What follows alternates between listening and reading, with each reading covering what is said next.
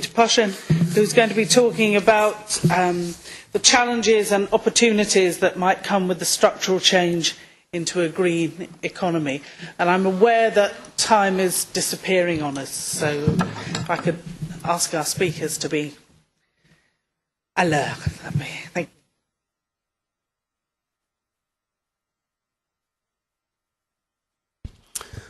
you. Good morning to all of you, and thank you very much for this invitation. I guess I will take off where the previous speaker left it. Can we have environmental protection without social justice? For up until like a year ago, it looked like for the first time in a generation, we were in a situation where it was possible to deal with a global environmental crisis like climate change and social justice at the same time. That resolve seems to be falling apart if we take US opinion polls as an indication. People were asked, what is your most important concern in the Pew poll, which is a periodic poll that is conducted regularly, and when the question was asked a year ago, when there were already signs of a crisis, jobs and environment were about equal on the ranking list of priorities. 1 year later, this has shifted dramatically. There's now a 40% gap. And there's a real danger that we're falling back into old dichotomies that will prevent us from going anywhere near a sustainable future.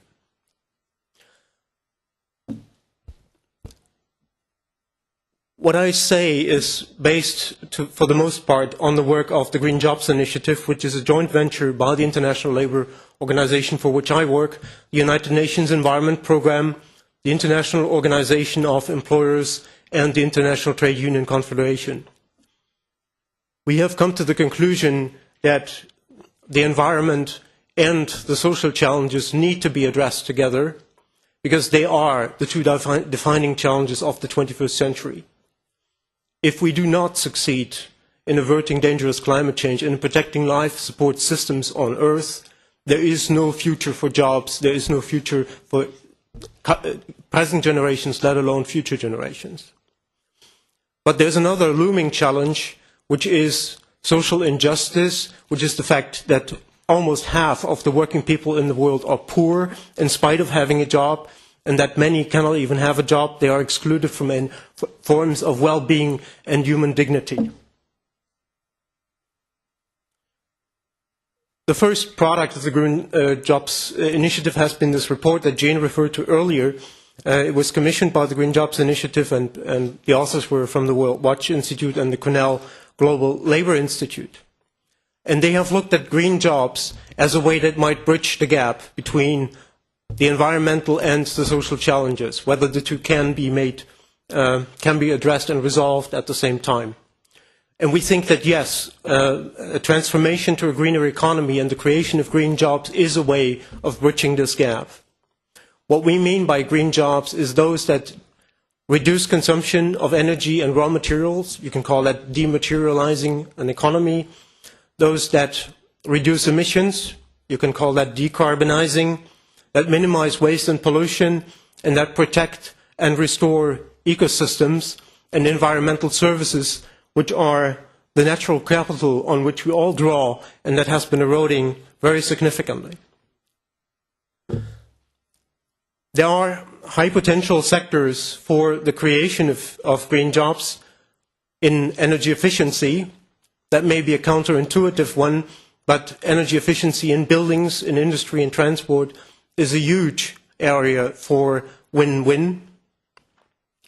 Then there is renewable energy, perhaps the poster child of all green jobs, but that is not the long and short of it. There's mobility, a gradual shift to mass transportation as probably the only sustainable way of maintaining mobility. There's recycling, waste management, sustainable agriculture and forestry, and finally environmental services. Many things that we took for granted and for free in the past will no longer be so in the future. For example, clean water. Now, I was told not to dwell too much on numbers, and I won't, but here is just one example that green jobs have been created or being created in relatively large numbers. In 2006, when renewable energy, excluding large hydro energy, excluding large dams, still only provided 2% of global energy supply, this industry already counted well over 2 million jobs, in spite of having very incomplete statistics. Now, these 2 million jobs are more than the petroleum and gas sector in the world today. And up until recently, the prospects for development